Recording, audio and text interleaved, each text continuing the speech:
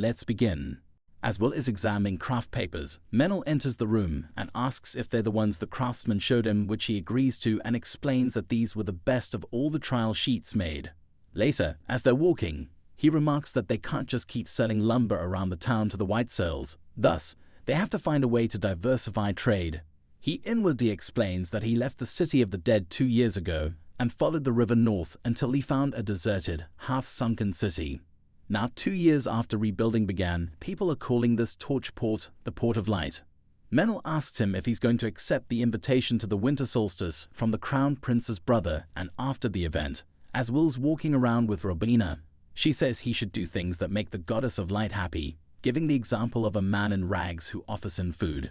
Surprised by her advice, he agrees to take her anywhere she wants. She takes him through the forest and says she's looking for the famous academy to have a brief look around it, but entry is only permitted to the people allowed, so Will says they should just approach them about it instead of sneaking around. They start looking for the academy and run into an old man who claims to be the groundskeeper and asks them some questions before revealing himself as the professor of the academy and allowing Robina to have the library to herself. Later, when they bid the professor farewell, Robina tells Will of an adventurer she met and says heroes are the first stars to appear in the sky before the darkness of the light settles in, after which they head home. As Will and Menel defeat the demon commanders guarding the gate, they get ready to head in and confront the Lord of the Forest. They slowly approach the Lord of the Holly before the demon general. Cernunnos recognizes them and says he'll make sure they meet their end here.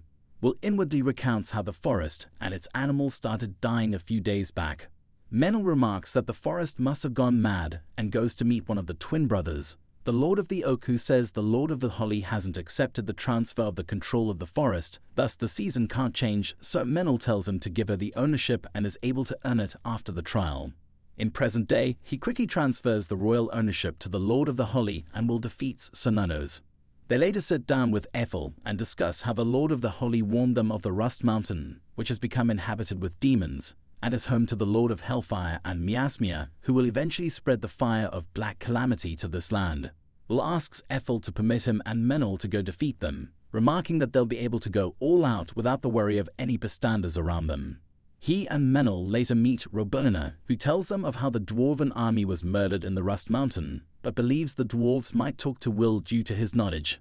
Later, Will and Menel depart on their journey and reach their Torchport home. As Will and Menel are walking in Torchport, Tonio suddenly spots them and calls for them. They greet each other and he learns of their mission, explaining how much the townspeople were surprised after the dwarf immigrants started living here and advising Will to talk to their leader, Agnar, which he agrees to. In the morning, as Will and Menel are exercising, he spots a man watching them from the bushes and tells him to freely watch them without worrying, but Menel scares him off. Will goes to meet the dwarves' leader, who introduces him to his granduncle Grendr. They sit down and Grendr starts recounting the story of the Iron Mountain, revealing how a monarch, Olvanger, ruled over the land when it was prosperous, but one day the demons sent an emissary who told them to come over to their side, but Olvanger furiously beheaded it and declares that they'll lure the demons here and kill them, acknowledging the fact that they'll die but Iron Country will continue to live on. Grendr starts crying as he recounts the tale as he finishes his tale and thanks Will for what he's planning to do.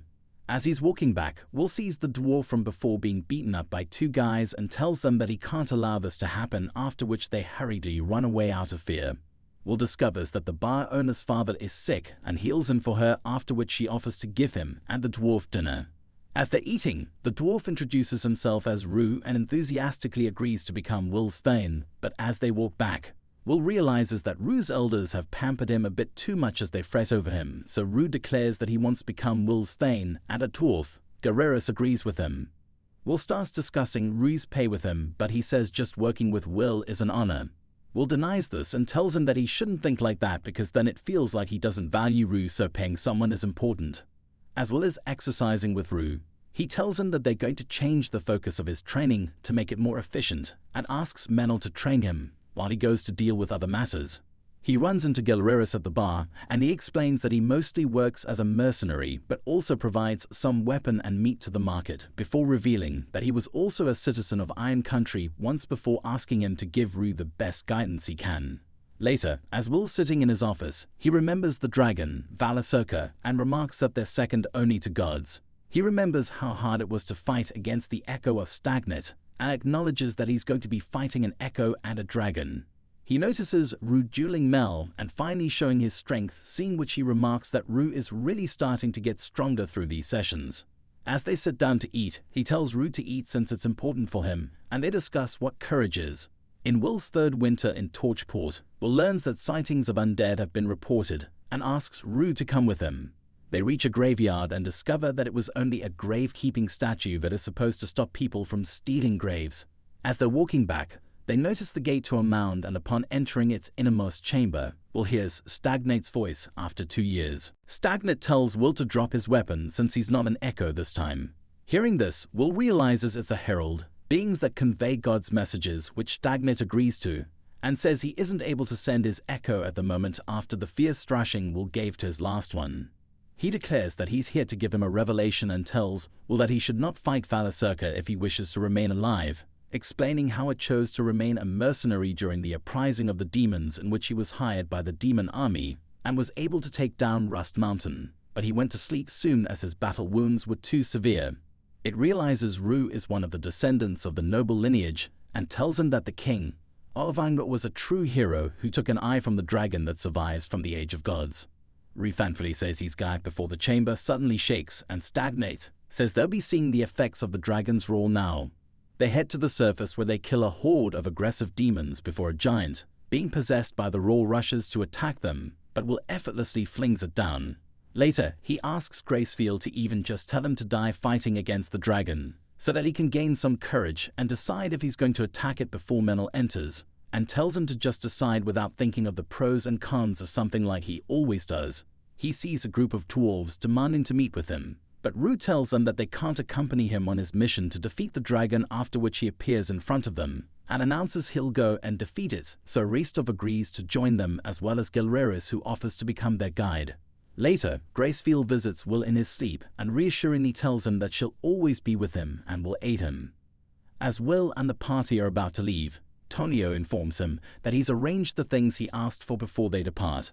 A few hours into their journey, Will stops the boat and meets Marcus and his party, who take it and go ahead. The others ask what he's thinking, so he explains that the demons would have started making their move too, so Marcus and the others will disguise themselves and go through the main route as a distraction while they take another way and catch the demons off guard.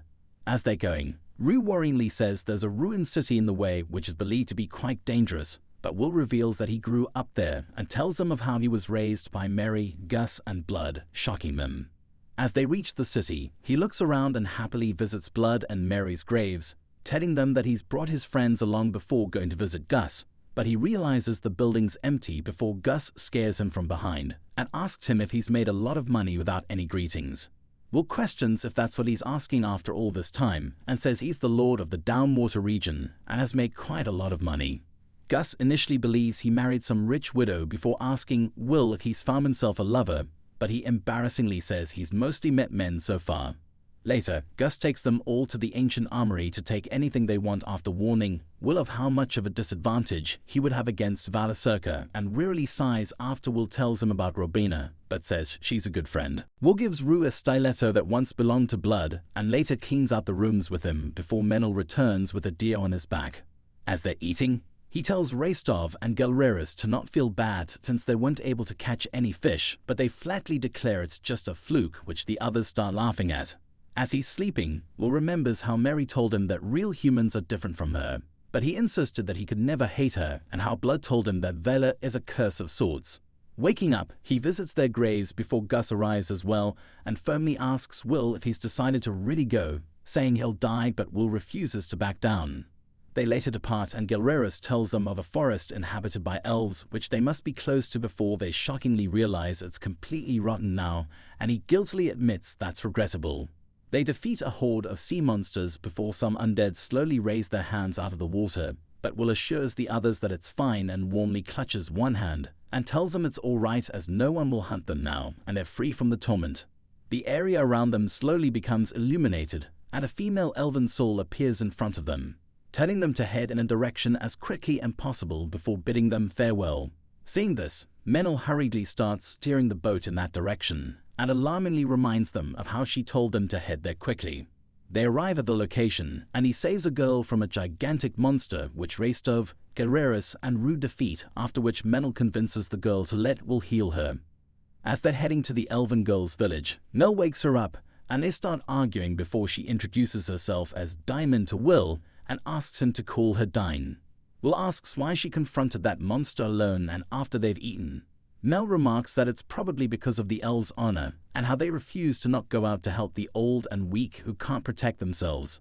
Dine agrees to this, and as they get closer, explains that the evil dragon's miasma has completely rotten the forest, and the fog and mire prevent them from contacting other clans.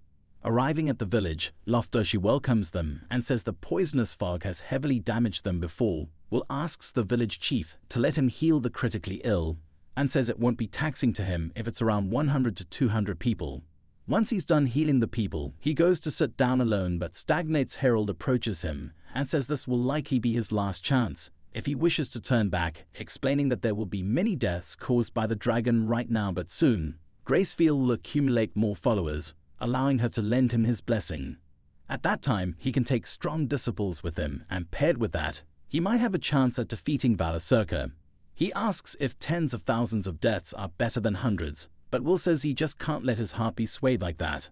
The next day, he teases Dine and Menel for liking each other, hearing which she starts blushing, but asks him to not help their village on top of the already perilous task of fighting Valasurka.